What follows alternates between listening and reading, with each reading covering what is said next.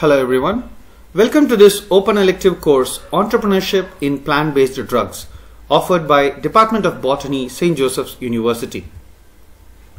I'm sure all of you must have come across plant-based medicine in such containers in your friend's home, your relative's home or your own home.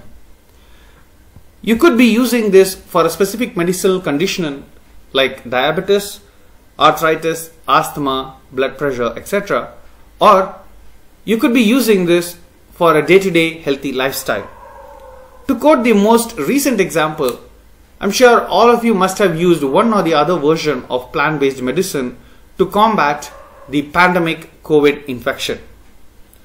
Originally, these plant-based medicines were available in remote areas and villages where they were sold by traditional medicine practitioners called healers.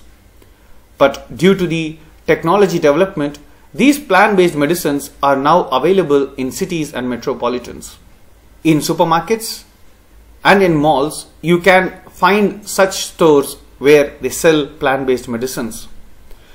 Even the e-commerce systems such as Amazon's and Flipkart's are being flooded with plant-based medicines, and it is easily accessible for the common public. In this course, we are going to understand the importance of plant-based medicines in the community and also what are all the barriers and opportunities in setting up a business in plant-based drugs. Myself, Dr. Lokesh Ravi, Department of Botany, St. Joseph's University, going to be the faculty for helping you learn through setup, opportunities and possibilities in this course. We have 4 major units in this topic. Unit 1 will give you an understanding of the history, present scenario and the future possibilities. Unit 2 will give you the current market scenario of plant-based medicines in India. What are all the feasibilities and the opportunities?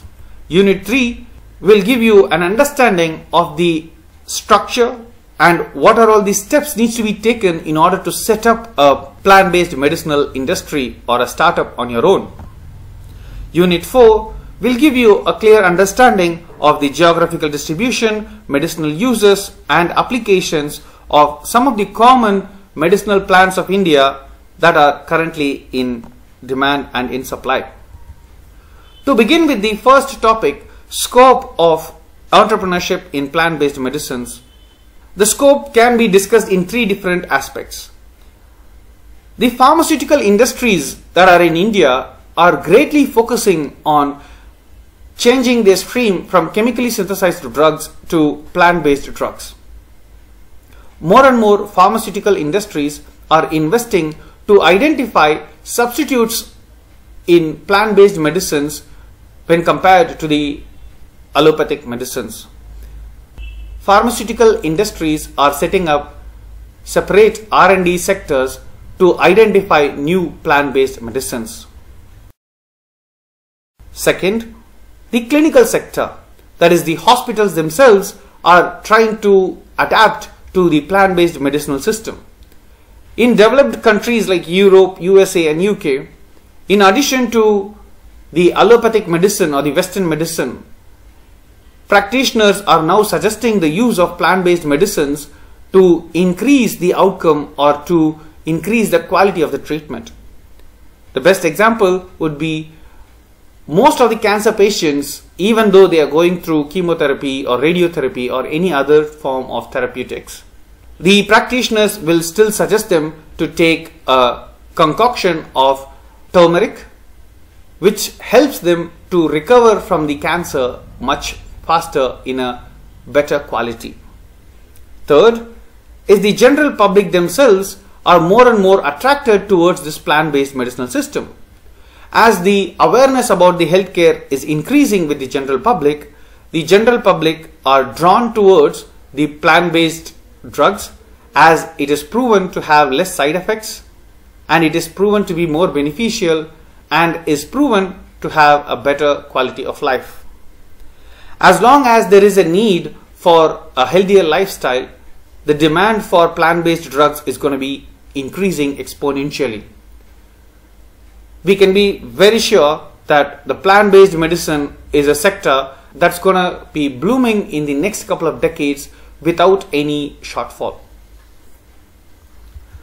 The objectives of this course will include to make you understand the importance of plant-based drugs, to help you understand the market scenario of plant-based drugs in India and outside, to understand the structure and strategies required to set up a business in plant-based medicines, and finally to learn about some common medicinal plants of India that are currently in the market. Before we begin this topic, I would like you to understand some of the common terminologies that we'll be using again and again over this course. The first term, ethnobotany. The definition of ethnobotany was first given by Hirschberg in 1895. That is, he defined ethnobotany as the use of plants by primitive and aboriginal people. This definition is later explained in detail. That is, ethnobotany is a systematic study of botanical knowledge of a social group of use of locally available plants in foods, medicines, clothing, or religious rituals. Ethnobotany is a term that not only uses the plants in medicine but also for its economical and commercial value. For example, the use of cotton, the use of jute, the use of fiber, and other materials for a day-to-day commodities, not just for the use in medicine. However, the more related term called traditional medicine is a subsection of the ethnobotany, which is defined as the sum of total knowledge, skills and practices based on the theories, beliefs and experiences indigenous to different cultures that are used to maintain health as well as to prevent, diagnose, improve or treat physical and mental illness. In a short form, traditional medicine is a term that defines use of plant as medicine by our ancestors. A common other terminology that is synonymous to traditional medicine is folk medicine. The definition of folk medicine can be defined as traditional healing concepts and methods used in past cultures by people deemed to be having healing powers. The traditional medicine and folk medicine, these are terms that cumulatively refer to the use of plants for the human health benefits. To quote the example, the ginger tea is something that is very traditional practice that is available in India, where every person who has gone through a cold has at least once or twice had ginger tea or a ginger decoction to overcome a common cold. The other terminology that we will be using again and again is allopathic medicine or allopathy. Allopathy is a system in which medicinal doctors and other healthcare professionals such as nurses, pharmacists and therapists, that includes MBBS and MDS doctors and dentists and other Western medicine practitioners that we have in India and in other countries, who treat symptoms and diseases using drugs, radiations or surgeries.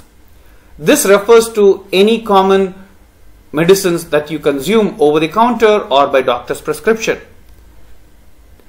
The synonymous terms of allopathic medicine includes conventional medicine, mainstream medicine, orthodox medicine, Western medicine, etc.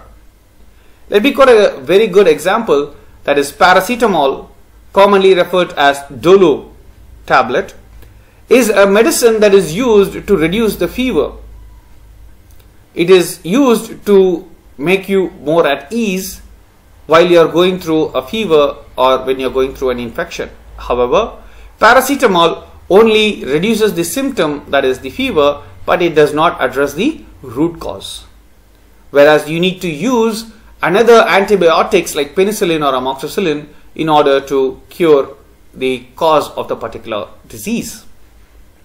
When you look at the traditional medicine works on the concept of curing the cause of the symptoms rather than the symptom themselves. So people more and more are now switching to plant-based medicines because of the drawbacks and the side effects that are obtained from allopathic medicines. Over this course, we are going to be comparing the plant-based medicines with that of the allopathy substitutes. We are going to be discussing the advantages of plant-based medicines over the allopathic medicines. With this short video, I hope I triggered your curiosity towards this course, and I hope you will learn the opportunities and possibilities of starting up your own business in plant-based medicine sectors. Thank you.